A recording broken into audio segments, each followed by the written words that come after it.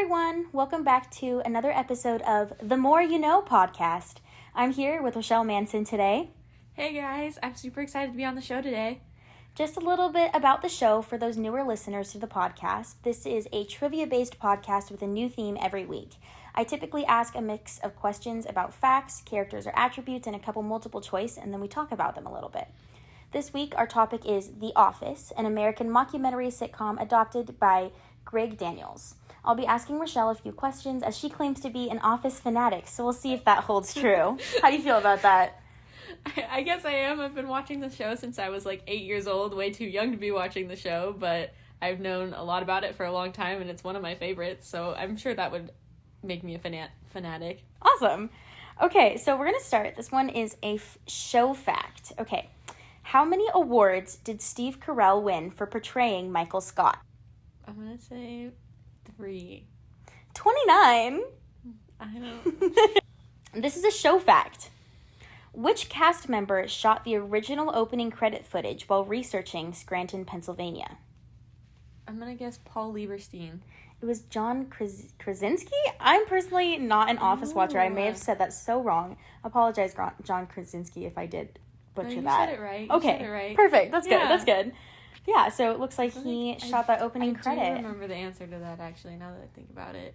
Okay, cool. And that's the one that's the piano in the background. It's little snapshots of the city, right? Yeah, okay, that's what I thought. Exactly. Dunder Mifflin. Yeah. Okay. So this one is a multiple choice question. What did Michael's GPS make him do? A, drive into a lake.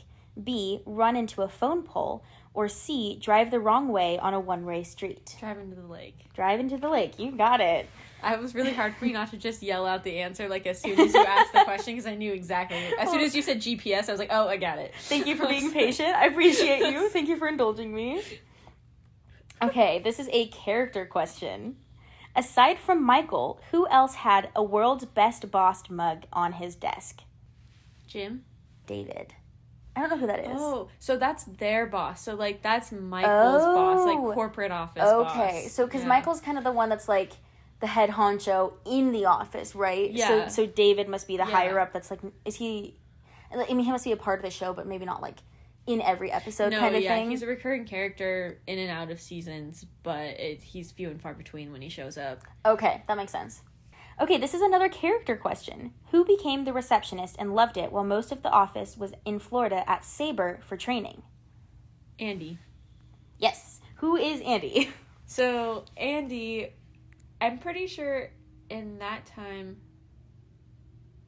maybe he wasn't the manager yet. Maybe I'm wrong. But he was somebody who came in the middle of the show. He worked at a different branch and got merged into the main office branch of the show. Okay. And he's the quirky rich kid that thinks he's good at everything, but he's not. Okay, so he's a little uppity. Yeah. Gotcha. But he's just one of the cringiest characters. Yeah. Just outwardly just sings everything that he does and one of those characters, and he eventually becomes manager, and it's just one of the weirdest fits ever, but that makes sense. Yeah. So when you say that branch, so is Dunder Mifflin, because I at least know the name, is that the all over company? Yes. And then this is just the Dunder Mifflin branch in Scranton, Pennsylvania? Yes. Okay, gotcha. Okay, and we have one more multiple choice. After Michael and D'Angelo caught Meredith in a walk of shame home, what did she offer as incentive to get them to stay for breakfast? A, saucers, B, napkins, or C, chairs? Napkins. What? This card is bizarre to me. So, the biggest thing that Michael has, on the show, it's not, consistently recurring, but it's a theme from the beginning of introducing Michael, and you kind of end with Michael doing this. It's called the Dundies, which is the office awards. Okay, and I think I've heard of that. Yeah, it goes throughout the show, it gets referred to, but there's only 2 ceremonies, and it's the first one in the first season or second season, and then the last one right as he's leaving the show. Okay. And so they're going to give out the Dundie nominations to oh, come to the Dundies tonight, you were nominated for this award. And Meredith is very white trash kind of. Okay. So she's in this rundown house, and that you would not want to go into, you wouldn't want to be there. And she's the only one that invites them in and wants them to stay, so they're trying to, like, run away without being rude, I guess. Gotcha. And then Michael Scott, that's played by Steve Carell, right? Yes. Okay, that's what I thought. Again, I know little snippets, but unfortunately not that much. But maybe this is what's going to convince me, you know? Okay, so since Rochelle got 3 correct and 3 incorrect, we have one more redemption question to see if she truly is an Office fanatic. This is another show fact. What is Scranton's nickname mentioned a few times in the series? Electric City. Oh, yeah. Okay, you got that before I could even find the answer. Thank you. How did that come about? I'm really curious about that. So, I don't know exactly why it's called the Electric City, but I remember it because have you ever seen that meme of Michael and Dwight's in, like, a neon orange beanie, and they're, yes, like, right over the camera? Yes, I have absolutely seen that. So, in the show, that's a rap video that they tried to make. Okay. And it's, like, just this epic fail. But one part is they go, Scranton, what? The Electric City. And, like, repeat that, like, 4 times. Oh, interesting. And so that's the only reason I ever remember that.